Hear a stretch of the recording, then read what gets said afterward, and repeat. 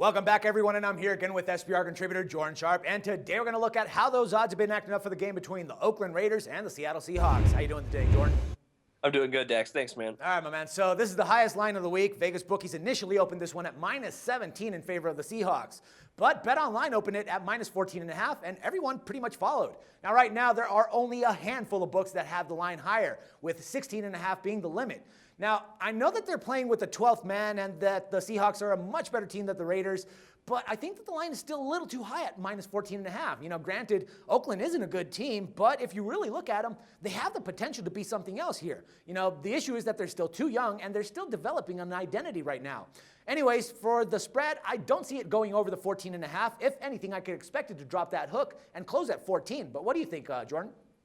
Yeah, I'm not quite sure. I think maybe 14.5 is probably going to be a pretty solid number for this game. You know, I when it came out at 16 and 17, I was a little bit surprised because I did think that was a tiny bit high. But at the same time, I mean, let's play the game, Dax. You're obviously probably not even touching the spread altogether. But how many points would Oakland have to take for you to actually give them consideration of this game? Plus 17? Plus. I don't know, man. I mean, what would it take, Dax? I don't know, man. I mean, even though if it's just the fact that you don't know what the Raiders are going to do. I mean, I read an article today about Sherman talking about, you know, how Derek Carr is going to make some mistakes and he's going to try to throw the ball down, you know, and he's going to be throwing on his side. But still, I mean, like I said, I mean, Derek Carr isn't dumb. I mean, he actually learned the playbook way before camp even started. So I think that he knows how to play the game. The problem is, you know, like I said, the whole team is very young and they don't really have a developed idea of what they want to play. Now, to me, to actually bet on the Raiders in this case, I probably would have gone, you know, maybe at 18 or maybe 17.5. But right now, 14 is just a little too iffy because I don't trust them right now. Now, don't get me wrong, I don't really trust the Seahawks either. You know, they got rid of their only deep threat, letting Percy Harvin go. So right now, they're only relying on Doug Baldwin and Marshawn Lynch to run the ball. Now, obviously, the quarterback, Russell Wilson, he's running the ball as well a lot. But, you know, it's just the whole deal that I don't think that the Seahawks can cover a big number like that, and I just don't think that the Raiders can actually, you know, hold a close game.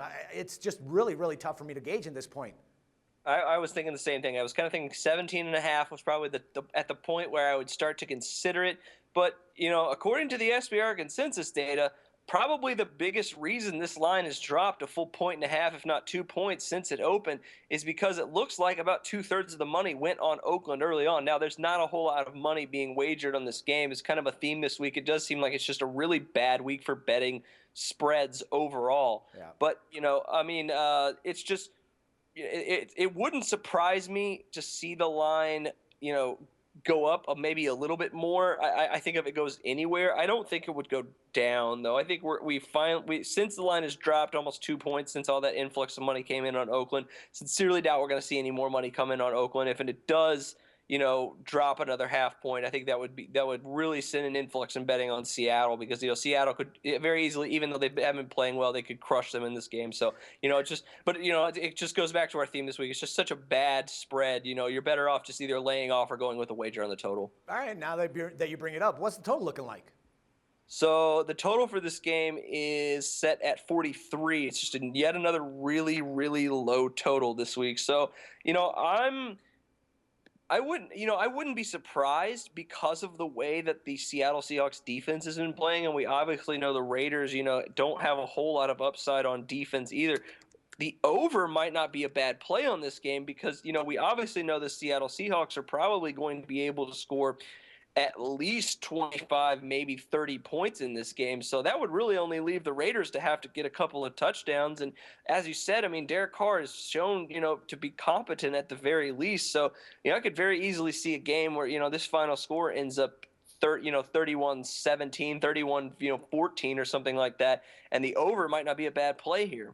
Yeah, I agree, man. I mean, taking into consideration those factors, I think that it might be the wisest way to go. I mean, 43 is a little bit low. And like you said, I mean, the Seahawks could easily put 35 points up and, you know, we can have the Raiders score a couple of touchdowns. I mean, you never know. And that would pretty much cover the whole deal right there. Yeah. But, you know, like I said, I mean, it's a little too risky right now. I just don't know what to expect out of the Seahawks, and I really don't know what to expect out of the Raiders, you know. So it's just one of those games where, you're just better off, you know, stepping away and not looking at it at all. Yeah, but I will say this: the Raiders in the last 4 games have given up 38, 31, 24, and 23 points. So you have to think that the Seahawks are going to be somewhere within that range. And if that's the case, and in most of those games they've scored a couple of 13 or 14 points. So there it is. Maybe just be a total bet and just completely ignore the spread on this one. Yep, I agree, man. All right, Jordan, as always, it's a pleasure talking football with you, and I look forward to doing this again next week, man. All right, thanks, Dax. No problem. For SBR Picks, this is Dax Floyd. The SBR Network offers free sports picks and game breakdowns, big money free betting contests year-round, a real-time Vegas-style odds monitoring service, and much more. So come see for yourself. To stay updated on SBR news and promotions, follow us on Twitter, Facebook, and Google+, and do be sure to subscribe to the Sportsbook Review YouTube channel to catch all our daily sports shows.